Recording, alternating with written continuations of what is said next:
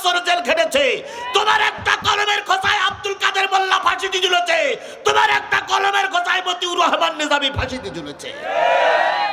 আলেমদের বদদোয়া কাজে লাগবে না, লাগবে না, লাগবে না? অতীতেও লেগেছে, এখনো লাগবে, ভবিষ্যতেও লাগবে ইনশাআল্লাহ। আল্লাহ নবী মদিনার মসজিদে ঢুকলেন, রসুলের মুখটা কি? সাহাবীরা জিজ্ঞেস করলেন সমস্যা কি? কয় অমুক লোকটি আমার বিরুদ্ধে রঙ্গিলা রসুল বলে কবিতা লিখেছে, তোমরা কি পারবা একটু প্রতিশোধ নিতে, জিহাদ করতে? ওয়াজাহিদু ফিল্লাহি হাক্কা জিহাদি, জিহাদির হক আদায় করে, জিহাদের হক আদায় করে লোকটার সঙ্গে প্রতিবাদ করতে তোমরা কি পারবা? আবু বকর বলেন ইয়া রাসূলুল্লাহ তৈরি, ওমর বলেন ইয়া রাসূলুল্লাহ তৈরি।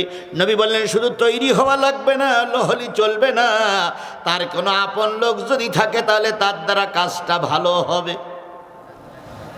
পিছনে অনেক লোক বসে, পিছন থেকে হঠাৎ করে একটা লোক বলতেছে ইয়া রাসূলুল্লাহ যদি আমাকে অনুমতি দেন, আগামীকাল সকালবেলা হওয়ার আগে, বেলা পূর্ব দিগন্তে থেকে উদয় হওয়ার আগেই আমি এই লোকটার প্রতিশোধ নিয়ে আপনার দরবারে হাজির হব। নবীজি বলেন এদিকে এসো। লোকটা চলে আসলেন, আল্লাহ রসুল চেহারার দিকে তাকাই দেখে কতদিন জানি মাথায় তেল দেয় না, কতদিন জানি চুল কাটে না, কতদিন জানি কাপড়টা পরিষ্কার করে না, একেবারে জীর্ণ শীর্ণ অবস্থা। নবীজি বলতেছে তোমার নাম কি? লোকটি বলেন আমার নাম হলো মুহাম্মদ ইবনে মাসলামা। পারবা তুমি ওই কাব ইবনে আশরাফ যে আমার বিরুদ্ধে রঙিলা রসুল বলেছে যে আমার বিরুদ্ধে নারী নিয়ে কবিতা লিখেছে তার প্রতিশোধ নিতে? ইয়া রাসূলুল্লাহ যদি আপনার দোয়া থাকে আর আল্লাহর রহমত থাকে, কালকে সকাল হওয়ার আগে আমি তার প্রতিশোধ নেব। সুবহানাল্লাহ বলবেন না? নবীজি বললেন যদি পারো, কিভাবে তুমি মনে করতেছো আমি পারবো? লোকটি বলেন ইয়া রাসূলুল্লাহ যার যে আপনার বিরুদ্ধে কবিতা লিখেছে উনি আমার বাল্য জীবনের বন্ধু, বাল্য জীবনের বন্ধু। একসঙ্গে খেজুর তলায় ঘুরেছি, এক সময় খেজুর খেয়েছি, এক সময় মাঠে খেলা করেছি, একসঙ্গে দৌড়াদৌড়ি করেছি। এখন সে ক্ষমতার মসনদে আর আমি এখন ভ্যান চালাই বেড়াই, খেজুর ঘুরিয়ে বেড়াই। এরকম হয় না? হয় না? এ কথা বলেন, এরকম হয় কি হয় না? আমাদের ফখরুল সাহেব বিএনপির সাধারণ সম্পাদক, উনি সেদিন এক ঠাকুরগাঁয়ে এক প্রোগ্রামে গিয়েছিলেন। ওনার একটা বাল্য জীবনের বন্ধু, অনেক দিন আগের বন্ধু, উনি এসে পিছন দিক থেকে ডেকে বলতেছে ফখরুল ভাই আমি আপনার প্রাইমারি স্কুলের বন্ধু। বলার সাথে সাথে আমার ভাই দেখলাম একটু খেপে গেল, রাগ উঠছে, আমি এখন এত বড় নেতা তুই নাম ধরি ডাকি বিয়াদব। খেপে যেয়ে লোকটার দিকে তেড়িয়ে গেল। আমি ওই ফেসবুকে দেখেছি, সত্যি মিথ্যা আল্লাহ ভালো জানে। তেড়িয়ে যখন গেল লোকটার মনটা বড় খারাপ হয়ে গেল। আমি আমার বাল্য জীবনের বন্ধু আমারও চিনল না। এই জন্য বাল্য জীবনের বন্ধুর সম্পর্ক আপন ভাইয়ের মতন। ইয়া রাসূলুল্লাহ ওই কাব ইবনে আশরাফ আর আমি বাল্য জীবনের বন্ধু, আপনি অনুমতি দেন আমি তার প্রতিশোধ নেব। যেহেতু সে আপনার বিরুদ্ধে কবিতা লিখেছে আমি আর বসে থাকতে পারি না। বিশ্বাস করো ভাই, আপন ভাইয়ের চাইতে দিনী ভাইয়ের মর্যাদা। এই কথা বলেন, আপন ভাইয়ের চাইতে দিনী ভাইয়ের মর্যাদা। আচ্ছা বলুন তো আপনারা এখানে আমার কেউ আপন ভাই আছেন? কেউ আছেন? আমার পিছনে যারা, এই একজন চলে যাচ্ছে, এই আমার একটা আপন ভাই। এ যদিও আমার আপন ভাই না, কিন্তু বিপদের দিনে এরাই ছিল কান্ডারি। এই বেলকুচিটি যত প্রোগ্রাম হয়েছে শিবিরের যুবকেরা ছুটে এসে প্রোগ্রাম থেকে আমাকে উদ্ধার করেছে। গত বছর না তার আগের বছর এক মাহফিলে বিরাট কেসাল। সোহেল ভাইয়ের কাছে ফোন করা হলো, সোহেল ভাই আসলেন, কিছু যুবক নিয়ে আসলেন। এই ভাইও সেদিন ছিলেন। সোহেল ভাই আমাকে বললেন যে ভাই গাড়ি পাঠাই দেন, এর সঙ্গে যান। মোটর সাইকেলে নিয়ে মাইলের পরে মাইল আমাকে তুলে দিয়েছে। তাহলে এদের সঙ্গে আমার কোনো রক্তের সম্পর্ক আছে? আমার সঙ্গে কি সম্পর্ক? দিনী ভাই। আপনারা এখানে যত লোক আছেন সব ভাইদের সঙ্গে আমার দিনী ভাই। আপন ভাই এখানে কেউ নেই, তবে আপন ভাইয়ের সাথে দিনী ভাইয়ের মর্যাদা বেশি। সব বক্তারা কায়া পাল্টাইছে। আমি জোর করে বলতে পারি কোন সময়ের জন্য কায়া পাল্টাইনি। বেলকুচির কোন একটা মাঠে আমাকে মোনাজাত করে চলে যেতে হয়েছিল, বগুড়া। সেই মাহফিলে এরকম 3-4 কোটি লোক ছিল না। সে মাহফিলের মাঠ টপে টপ ফুল। সোহেল ভাইয়ের আমি খাইলাম এক জায়গায়, গাড়ি রাখিছে কোন জায়গায় আল্লাহ ভালো জানে। ভ্যানে রিক্সায় এসে মাহফিলে আসতেই কর্তৃপক্ষ বলতে শুধু মঞ্চে ওঠা যাবে না, গুলি ধরি না বসে আছে। আমি সেদিন বলেছিলাম শুধুমাত্র আধা ঘন্টা কথা বলবো না, অনুমতি হয়নি। মোনাজাত করেছিলাম শুধু রব্বানা জালামনা আনফুসানা, এর বেশি মোনাজাত করা যায়নি। সেই বিপদের দিনেও আমি আমার কায়া পাল্টাইনি, আমি আমার গতিতে চলেছিলাম।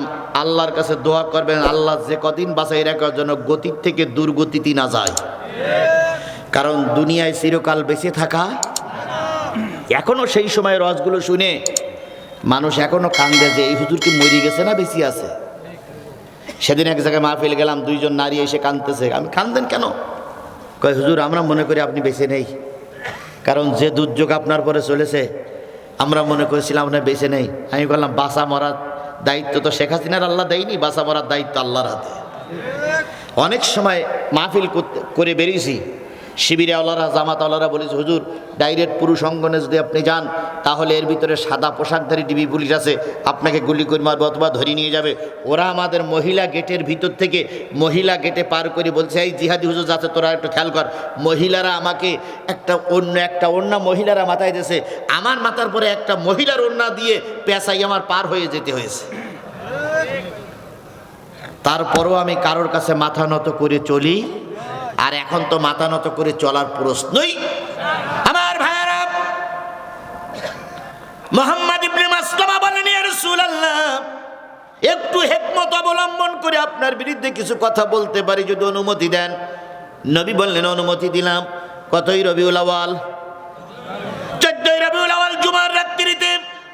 কেউ কেউ বলেছে 14 রবিউল আউয়াল সোমবারের দিবাগত রাত্রিতে 3 জন লোক চললেন আল্লাহ রসুলের চরম শত্রুকে মোকাবেলা করার জন্য। 3 জন বন্ধু চললেন। বলুন তো সাথে আছে কে? আরো জোরে বলেন সাথে আছে কে? আর দোয়া আছে কার? নবীর। নবীর দোয়া আছে, আল্লাহর রহমত আছে। ময়দানে নামো, কোটি জনতা তোমার সামনে থাকবে।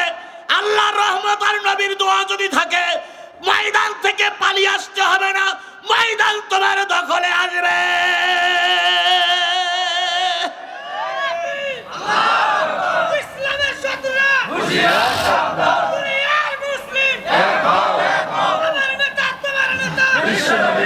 বেলকুচি উপজেলার চেয়ারম্যান ছিলাম, ইসলামী আন্দোলনের সিপাহসালার বেলকুচি উপজেলার চেয়ারম্যান ছিল।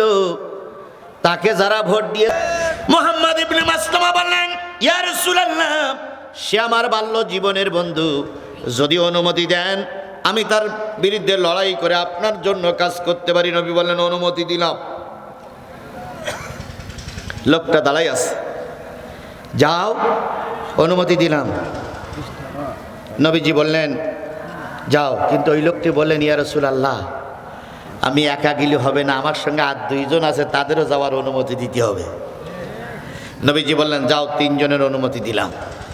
3 জন রাসূলের কাছে সামনে এসে দাঁড়ালেন। আমি মুসলিম শরীফের হাদিস বলতেছি 3 জন এসে দাঁড়ালেন রাসূলের সামনে। আল্লাহ নবী 3 জনের মাথায় হাত দিয়ে দোয়া করলেন যাও, আজকে 14 রবিউল আউয়াল বৃহস্পতিবার, আজকে সুন্দর একটা দিন, আমি তোমাদের জন্য দোয়া করে দিলাম যাও। 3 জন দাঁড়িয়ে আছে, জিহাদ করতে যাবে। কিন্তু এবার রসুল বললেন যাও না কেন? 3 জন বললেন ইয়া রাসূলুল্লাহ যাবো তো, জিহাদ করতে গেলে তরবারির দরকার। আমাদের 3 জনের কাছে কারোর কাছে তো কি নাই? তরবারি নাই। হযরত আবু বকর বললেন আমি তরবারি দিলাম। ওমর বললেন আমি তরবারি দিলাম। ওসমান বললেন আমি তরবারি দিলাম। তরবারি নিল। 3 জন এবার যুদ্ধের ময়দানে যাবে। আবার নবীজির সামনে দাঁড়ায় আছে। নবীজি বলেন আবার দাঁড়াও কেন? ইয়া রাসূলুল্লাহ সে একটা প্রতিষ্ঠিত সরকার, আর আছে প্রতিষ্ঠিত সেনাবাহিনী, প্রতিষ্ঠিত পুলিশ, প্রতিষ্ঠিত র্যাব, প্রতিষ্ঠিত বিজিবি, প্রতিষ্ঠিত আনসার, প্রতিষ্ঠিত গুন্ডা বাহিনী, প্রতিষ্ঠিত আওয়ামী লীগ, ছাত্রলীগ, তাদের বিরুদ্ধে আমরা মাত্র কয়জন? 3 জন যাব। যেয়ে তো টেকাই মুশকিল হয়ে যাবে। তবে আমরা ভয় পাচ্ছি না, ঘাবড়াচ্ছি না। তবে ওর মন জয় করার জন্য সর্বপ্রথম ওর সামনে দিয়ে আপনার বিরুদ্ধে কিছু কথা বলবো, বলিয়ে ওর মনটা কি করব? জয় করে নেব। কিন্তু আমরা চাই না আপনার বিরুদ্ধে কিছু কথা বলি, কিন্তু ওর আপনার বিরুদ্ধে কিছু কথা না বললে ও তো শুনবে না, ও তো আমাদের ঢুকতে দেবে না।